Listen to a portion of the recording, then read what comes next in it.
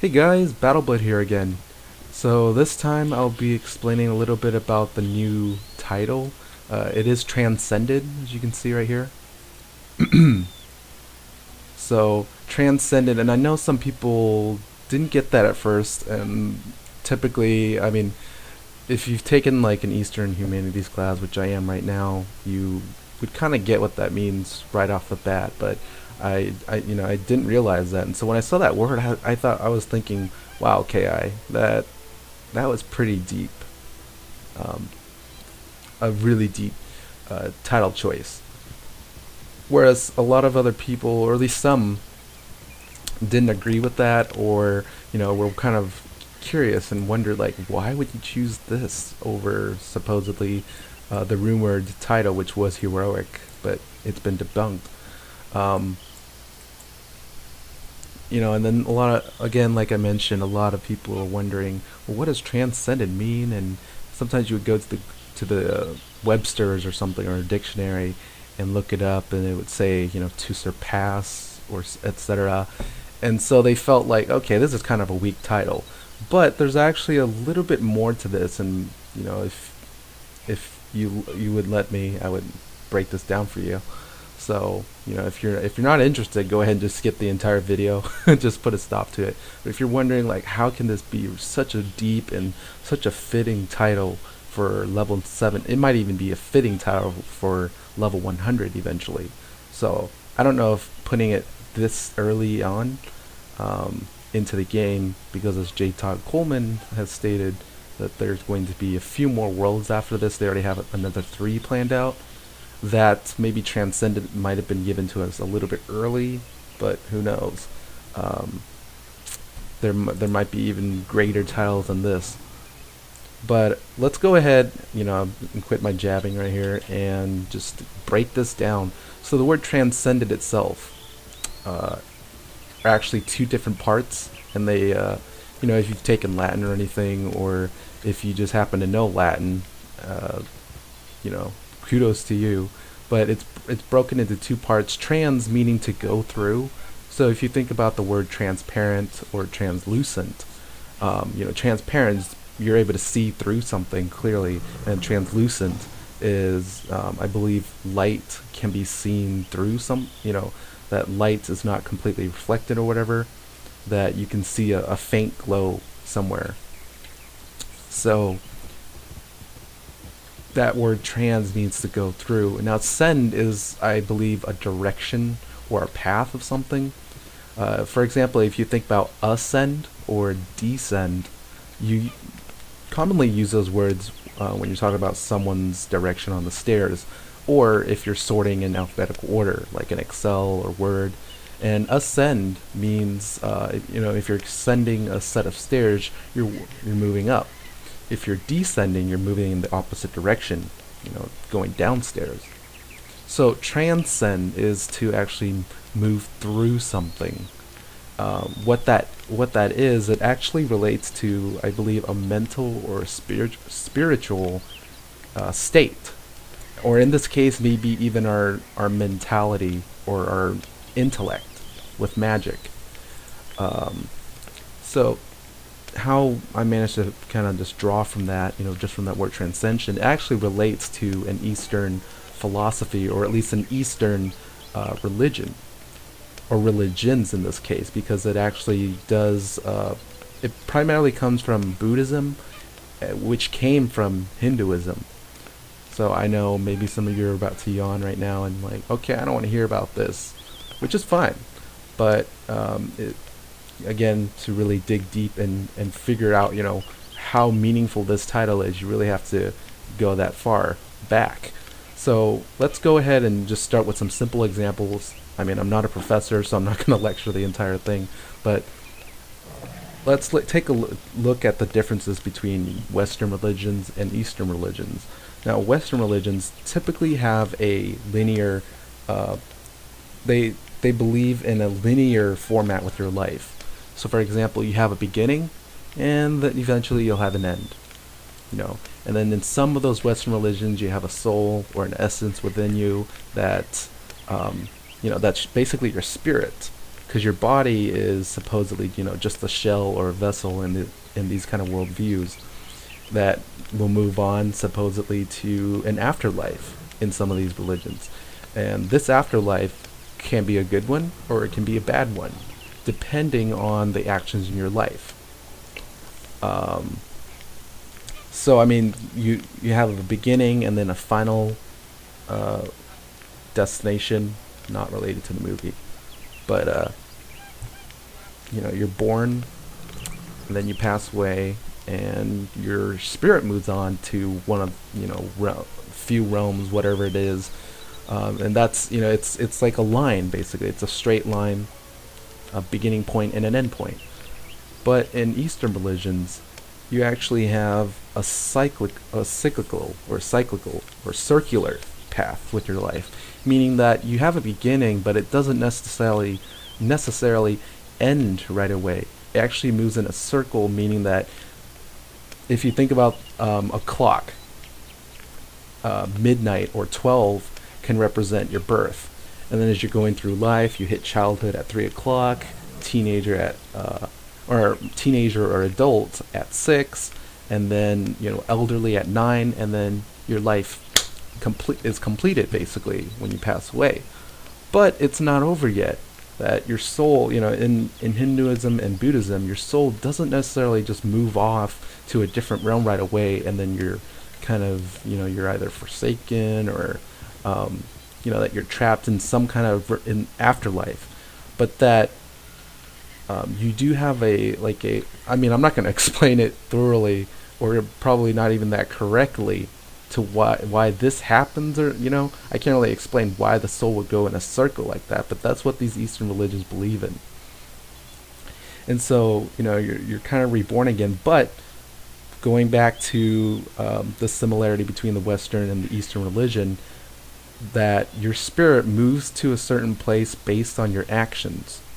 Now in Eastern religion, or at least in Hinduism and Buddhism, that's called karma. Karma is basically, it dictates what your next life would be like when you reincarnate.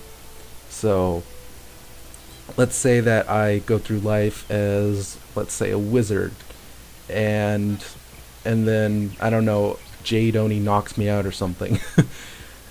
And then I'm reborn. Well, not in the commons as a wizard, but this time, what if I'm reborn as one of these cultists? As these elephants here. Or maybe reborn as a wisp, if that has any life essence in it, or a sprite, or a pet even. So that would be based on my karma. If I've had a lot of good karma, then the less suffering I'll have in the next life. So if you're thinking, oh cool, I want to be a snake in the next life, well, according to scientists and whatnot, when snakes shed their skin, it's very, very painful.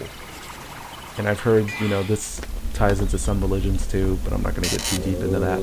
So, maybe I don't want to be reborn as a piggle, because my owner will shoot me out of the cannon over and over. That would kind of stink, I don't know. Maybe some of us would like to become a piggle and fly out of the cannon, every now and then. Who knows? But anyway, I'm starting to digress here. So you're reborn, and then karma, like let's say that I have really good karma, I might be reborn into someone that's going to become a professor someday within Wizard101. I'm going to be one of the headmasters. I might even be headmaster someday. Or if I've had bad karma, I could be reborn as one of the enemies here that the wizards will pick on, for example. So you're going to go through that over and over in the Eastern religions. Now, how does this relate to transcension? Well, basically it's believed that reincarnation will keep happening over and over, I don't know, it's to teach your spirit a lesson or whatnot, but basically you have to think about life as a type of quest, where you're supposed to eventually reach something. You never technically lose. You just keep going through reincarnation over and over and over until you reach the final stage, or at least you're supposed to understand and become enlightened, as they say in Buddhism. So now you're thinking, okay, what's enlightenment? Well, in Buddhism, they believe that your suffering is based upon your earthly attachments. So what's an earthly attachment, would you say? Well, let's take a look at money. Let's take a look at emotional bonds. So like friendships, lovers, etc., enemies even. You know, and we say that humans are not perfect and whatnot, which is perfectly true. The thing is that, and so therefore we make mistakes. You know, as from mistakes, we can either suffer from it, we can feel some pain. And so in Buddhism, in Hinduism, once the reason why you do suffer is because you have those type of attachments. I'm not saying that you have to let go of it, everything entirely, but you have to understand that, you know, not everything is forever. And then that's like, you know, the small part of it. But I'll keep it as simple as that. Let's just say that, you know, if you don't understand that not everything lasts forever, then you probably have to go through reincarnation over and over until you do understand that. So once you realize that, oh, you know what, life shouldn't be about just money, life shouldn't be about just this or this, you know, things that are within earth or the physical realm, then you start to become enlightened. You start to let go of the ignorance, is what they call it. And that's what transcension is. You're able to break away and understand a lot more. And so when you break away from ignorance,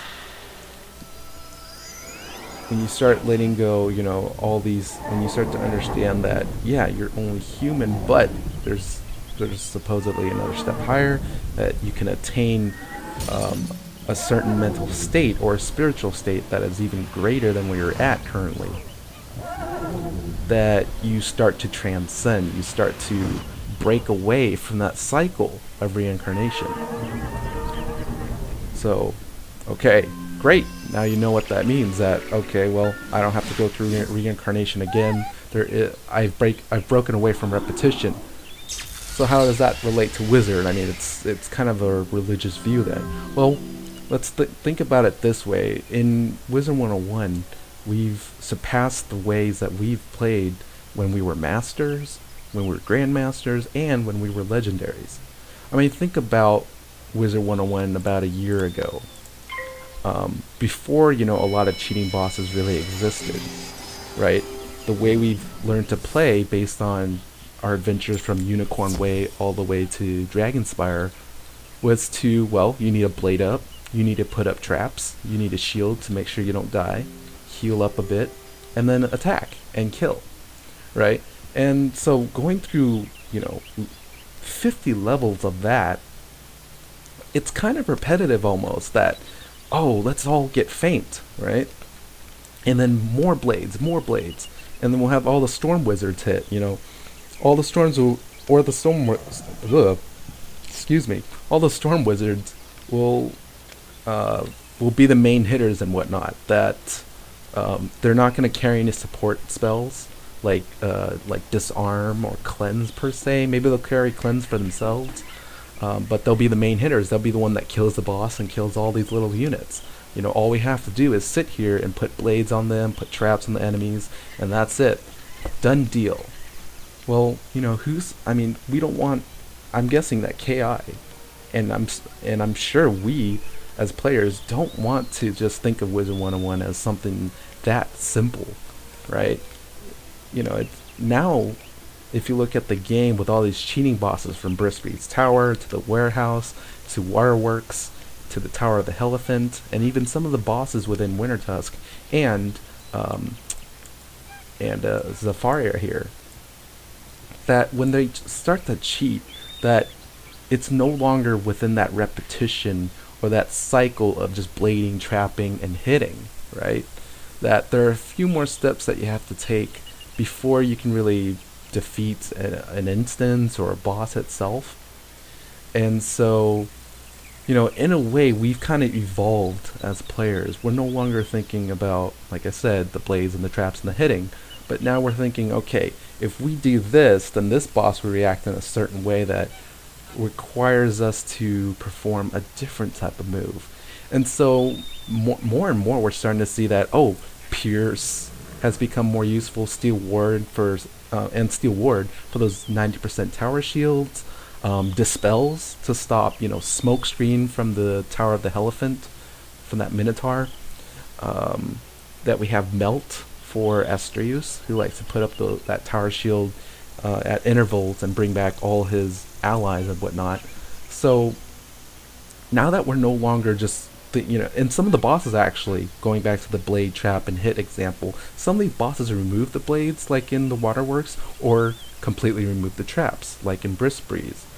And so now it's no longer just about soloing or just going for feint right away, because if the boss can remove it, then you basically spent, if you're kind of fixated on a certain boss, then in a way those 7 points have become almost useless, because you would not even be able to use feint or your own traps. Now you have to resort to other cards and other playstyles. So I thought that was, really interesting. For one point, that Transcended relates to the way we play.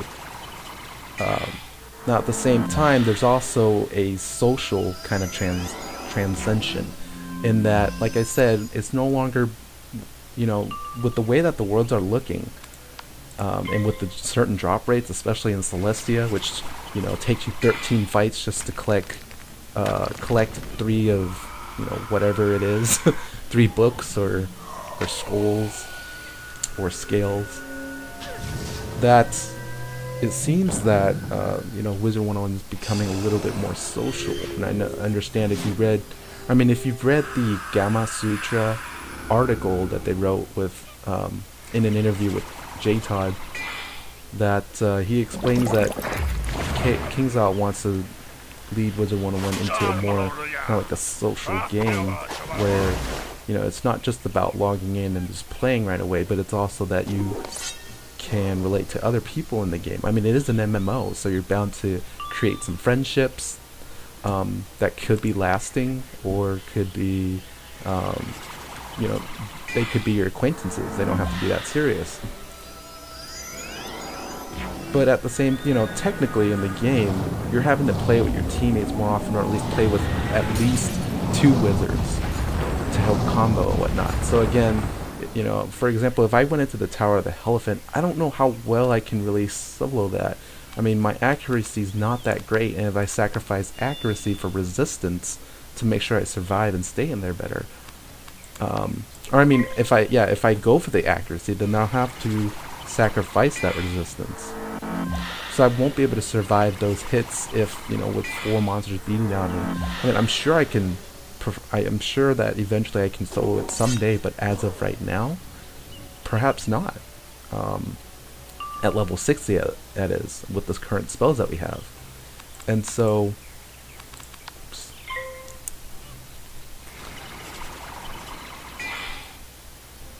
almost lost my thought here.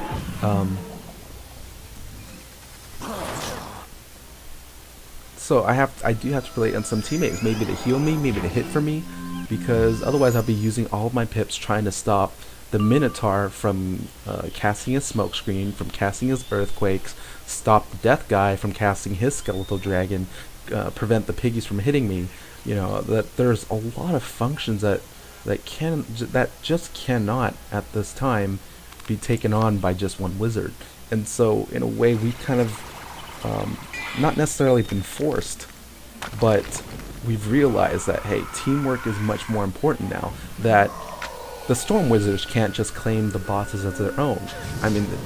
As you saw in the Tower of the Elephant at the very end, even that Storm boss said, no prisons on me. I remember Fallon saying, like, you know what, I'm just going to use my Tempest for the minions then, or at least his party invitees, I guess.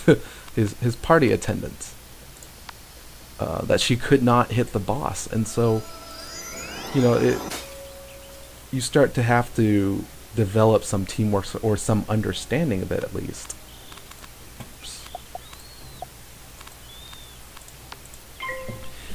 That it's no longer about just being alone, that you're being independent and whatnot. And not necessarily that you have to think that you are dependent on your teammates or other people to play with you, but rather that it requires, coordination basically, and trust and cohesion. That if someone puts up a feint, we have to stop thinking that, whoa, it's my feint or it's their feint, so I'm not allowed to use it. Instead, think of that as a gesture to say, hey, we want to take out this unit out right away.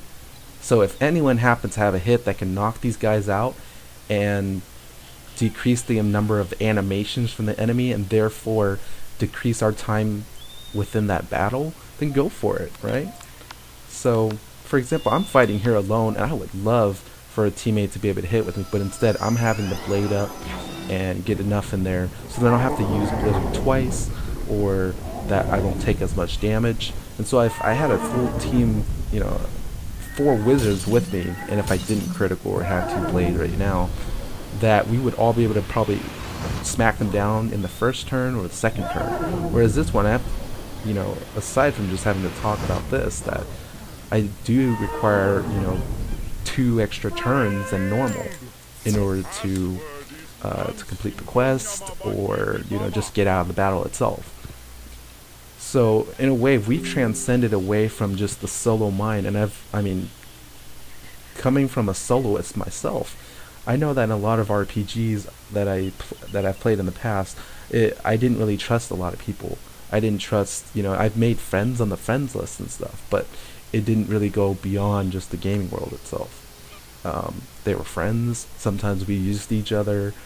We made trades, and that was it. We didn't really develop some kind of connections.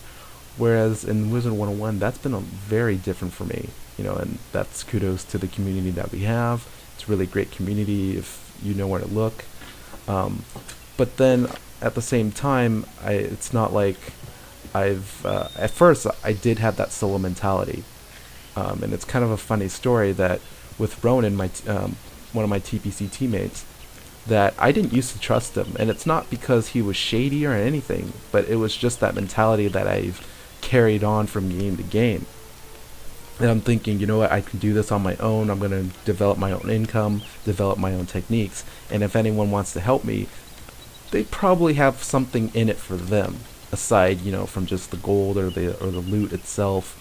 Maybe they'll get some special points for that, mentor points they call it in Atlantic Online, or something for a title. So I didn't want other people to help me and to try to benefit themselves, and it took a while until I came upon Wizard101 and I've discovered that people in here help each other, not because that there's something in it for them necessarily. I mean, sure, that happens, but that there are just, there are genuinely friendly people. Genuinely? Is that a word? Genuine. Okay. And so in a way, I transcended myself from just being a complete soloist to someone that loves teamwork and actually advocates for it. And I don't remember the last time I've played completely solo, except for this time where I have my friends list off here, so then there aren't any distractions, of course, but also because everyone's offline at this moment, so I'm just kind of in here a little bit. But it's not like I'm trying to complete the game itself, or at least take on this entire Zafaria or all of the worlds in the spiral on my own or anything. Not unless I have to, but that I'm actually playing with other people now that, hey, you can port to me, why not, which is great. I think that's kind of why they implemented the whole porting to your friends, which doesn't that's not very common in other RPGs. Usually you have to, whisper each other and say, hey, let's meet up here. So that's another unique and great aspect of this game, is that they care more about, you developing some friendships and whatnot. And if all it takes is a quick port, which in a way is a favor, then that's great. You've encouraged someone to make new friends and whatnot, and develop some kind of friendship, some kind of social bond that goes beyond just in-game friends, that is. So, that's the second layer that I found with this Transcension in itself. And so these later worlds, of course, like the Tower of the Elephant, we do have to have teammates, help us all around. And the more trust there is, the stronger that your social bonds are with those friends or those allies, the easier time and you have much more fun basically in this game. I've been playing. It's coming up close to 2 years. I think in about a few weeks it will be 2 years for me, which is great. I don't think I've ever spent that long with any game that's like this. That's an RPG. I've done this for Dota. I've played, over 3 years I think of that, but it wasn't really about there wasn't really a family-friendly kind of theme to that game. So you never really built close relationships or anything with those people, whether they're friends or family. You can't. I don't think family members could really play Dota together, considering the environment over there. But in here, I know eventually maybe I could just pull in my little baby cousin, or my sister, or anyone, just to play this if they play games. Unfortunately, the rest of my family are not gamers, so I don't have that benefit or that kind of connection. So yeah, no longer, with that teamwork aspect, you're no longer thinking about, well, this boss is mine, no one else touch it, which was, that was a prevalent mental state back in Dragonspire and before that. And then of course we're using astral magic, so we're using more utility spells than just our schools. So for example, I've got these buggers right in here. Oh, and by the way, if you're wondering how did I get to 70 and still have some quests in this area, just a lot of XP potions. And again, with that level cap trick that I did in the last vlog about saving all your experience at the end, that helps out a lot too. So adding the XP potions plus the experience I had from pre-Savaria worlds, I was able to level up much faster through that way. And of course I've hit 70 and now I've got quests to burn through. This is the main quest line, but that's expected. The side quests will be done but not turned in. But the main quest, since I do want to reach the end of the story, I do have to turn it in. I'll lose that XP, but it's really not a big deal. So anyways, I was digressing. So astral magic is another type of transcension. That's pretty self-explanatory right there. That you've developed the ability and understanding of using auras, which are not just the bubbles, not just the global bubbles. I call the big bubbles like Balefrost and Wildfire, I call those globals, and then these ones, the star magic, I call them auras, just because they're within close proximity. Whereas global, it affects everyone. So putting together sun, star, and maybe even moon magic. I don't use it myself for questing. We'll probably use it at a party or something. Like if there's a PvP party that says, hey, everyone has to fight in gobbler mode, then I guess I'll use that, but that's it. So we're no longer the same grandmasters we were back in last year before Celestia came out. But after Celestia, Wisteria, Wintertusk, and now Savaria, we've got a variety of, Wizard has just evolved itself. It's transcended what it was from where it was a year ago. We've we're no longer just ignorant and just set to one way of playing, that repetitive blade trap hit style. But now there are tons of play styles out there to follow through. And there's no wrong way of playing Wizard necessarily. So I mean that's in a way, I know it's a long explanation, but hopefully that makes a lot more sense. And hopefully you'll find or discover the same type of appreciation that I have for this title, and understand why I said maybe we could have waited until level 100. I don't know. I'm not sure what beats Transcension really. I guess the next one could be Enlightened or something. Oh, but let me, just in case you're interested, I'm going to add a few more tidbits about Transcension. When you transcend, when you move out of that reincarnation cycle, which in Hinduism they call it samsara or samsara, when you break that, you reach something called nirvana, which means that you're exempt from suffering, meaning that you'll never have to feel pain anymore. You'll never have to suffer, and it's because it's not like you've done something great that you've it's not based on the actions or what you did in your lives, but it's based on the fact that, hey, you're now understanding more, you're enlightened, that you're no longer ignorant, and therefore you can surpass that physical, that human kind of flaw, in terms of like, well, there's pain and there's that suffering, of course. So I mean, but again, that's just based on the Eastern religion. So whatever you believe in, I'm not trying to dictate that or override it or anything, but just explaining that that's all it is in that name itself, that transcension. So there you have it. Hopefully that cleared up a few things. Hopefully that kind of now you're a little bit more enlightened, I would say. And of course, we all have a lot more to learn in life, no matter where we're at in it. So I bet even the 80-year-olds out there know that they still don't know everything, and I don't think we'll ever know everything. But according to Hinduism and Buddhism, maybe eventually we will.